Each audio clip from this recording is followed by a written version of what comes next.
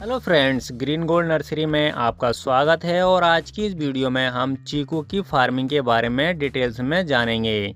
Dear friends, पहले मैं आपको चीकू के खाने के फ़ायदे बता देता हूँ। बाद में हम स्टेप बाय स्टेप चीकू की खेती कैसे करें सभी टॉपिक्स पर बात करेंगे। डियर फ्रेंड्स, चीकू खाने से हमें हार्ट अटैक यानी कि हृदय रोग की समस्या नहीं होती है। और दूसरी समस्या हमें स्किन प्रॉब्लम्स की आती है। स्किन पर झुर्रियाँ पड़ जाती हैं और कई तरह के कॉस्मेटिक इस्तेमाल करने पड़ते हैं। अगर आप चीकू का इस्तेमाल करेंगे तब आपको स्किन प्रॉब्लम्स भी नहीं होगी। डियर फ्रेंड्स, तीसरी समस्या आती है पाचन तंत्रिका हमारी दुरुस्त नहीं है और हमें तरह तरह की कब्ज़ की शिकायतें बढ़ने लगती हैं। अगर आप चीकू का इस्तेमाल करते हैं तब आपकी पाचन तंत्रिका दुरुस्त हो जाएगी और आपको कब्ज जैसी बीमारियां नहीं होंगी। चीकू के खाने के फायदे मैं आपको बता चुका हूं, ये एक अलग टॉपिक है। अब मैं अपने टॉपिक पर वापस आता हूं और चीकू की खेती की जानकारी साझा करता हूं। डियर फ्रेंड्स, चीकू की खेती के लिए गर्म जलवायु बहुत उपयोगी मानी जाती है और चीकू की खेती के लिए हमें ग्राफ्टेड पौधे ही लगाने चाहिए। चीकू की प्लांटेशन और निराई गुड़ाई सिंचाई का उत्तम प्रबंध अवश्य करें, इससे हमारी फसल अच्छी रहती है।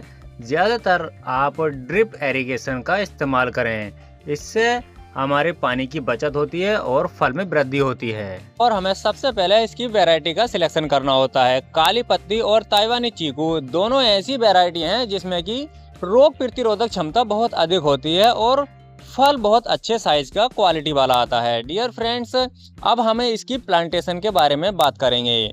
डियर फ्रेंड्स, अगस्त के महीने में अगर आप प्लांटेशन करते हैं तब भी बेहतर है, लेकिन सबसे ज़्यादा फरवरी और मार्च के महीने में अगर आप इसकी प्लांटेशन करते हैं तब इस समय इसके लिए बहुत अच्छा माना जाता है, क्योंकि चीकू एक ऐसा फल है जिसके लिए कि गर्म जलवायु बहुत अच्छी मानी जाती है। इसलिए फरवरी मार्च का महीना इसकी प्लांटेशन के लिए बेहतरीन माना जाता है। चीकू के प्लांट्स को आप बीज द्वारा भी तैयार कर सकते हैं, लेकिन बीज द्वारा तैयार किए गए प्लांट्स पर 5 से 7 साल का समय लग जाता है फल आने में। वहीं अगर आप ग्राफ्टेड पौधे लगाते हैं तब उस पर 2 साल में ही फल आना स्टार्ट हो जाता है और 5 साल का समय बीत जाने पर उसमें 100 से 150 किलो तक चीकू आने लगता है। अगर आप सही देखभाल करते हैं और आपका प्लांट 10 साल का हो जाता है तब उस पर 200 से 300 किलो तक एक ही समय में फल आने लगता है। ये सही देखभाल पर निर्भर करता है। वहीं मैं आपको गाइड करने जा रहा हूँ कैसे आप अपने चीकू के पौधे की सही देखभाल कर सकते हैं, जिससे कि ज़्यादा से ज़्यादा मात्रा में चीकू आने लगे। जब आपका ग्राफ्टेड पौधा 2 साल से ज़्यादा का होने लगे तब आप उसके गड्ढे में यानी कि जड़ में सिंगल सुपर फास्फेट 1 किलो और 1 किलो नीम की खली मिक्स करके डालें और इसकी अच्छे से निराई गुड़ाई सिंचाई करें। इसकी जड़ को साफ सुथरा रखें जिससे कि रोग इसके पास नहीं आने पाए।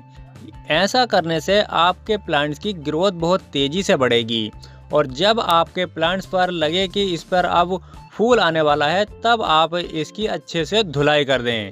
यानी कि आप कोई स्प्रे भी कर सकते हैं या सादे पानी से इसकी धुलाई भी कर सकते हैं। इसके बाद आप इसकी ड्रिप एरीगेशन यानी कि ड्रिप सिंचाई से अगर आप फार्मिंग करते हैं तब वो बहुत लाभदायक होगी। आपके प्लांट्स को किसी तरह का भी कोई नुकसान नहीं होगा, साथ ही साथ हमारे पानी की भी बचत होती रहेगी और हमारी फसल रोज़ ब रोज़ बढ़ने लगेगी।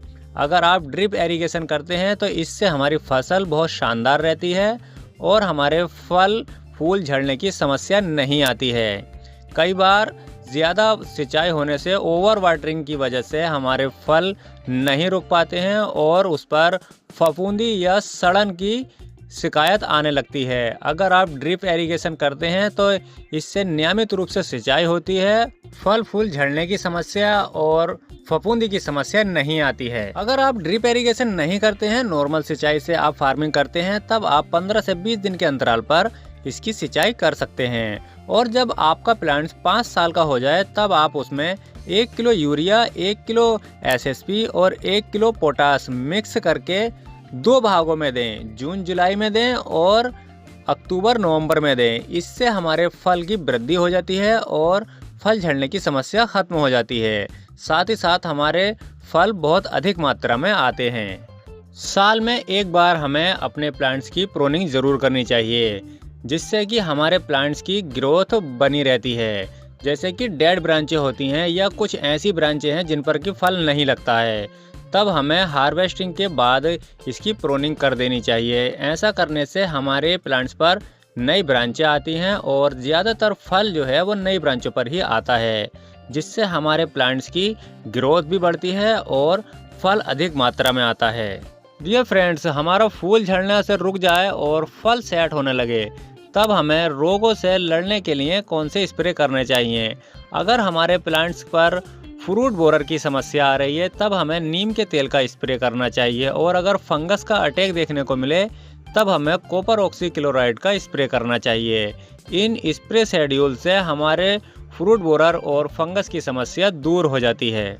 आप मेरे बताए हुए टिप्स को फॉलो करते हैं, तब आप अपने वयस्क पेड़ यानी कि मैच्योर प्लांट्स पर 200 से 300 किलो फल प्रति ईयर यानी कि हर साल प्राप्त कर सकते हैं। डियर फ्रेंड्स, आप मेरी इस वीडियो को कहां से देख रहे हैं और आपके स्टेट में कौन सी फार्मिंग सबसे ज़्यादा की जाती है, कमेंट्स करके ज़रूर बताएं।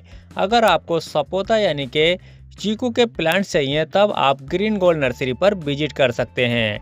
और अगर आपने अभी तक मेरे YouTube channel green gold nursery को सब्सक्राइब नहीं किया है, तो मेरे चैनल को सब्सक्राइब करें और बेल आइकन ज़रूर प्रेस करें, जिससे कि सही नोटिफिकेशन सीधे आप तक पहुंच सके। डियर फ्रेंड्स, मेरी इस बताई हुई जानकारी को ज़्यादा से ज़्यादा किसान मित्रों तक शेयर करें। इससे फल में वृद्धि होगी और किसानों को अच्छा मुनाफा मिलने लगेगा। Thank you. Have a good day.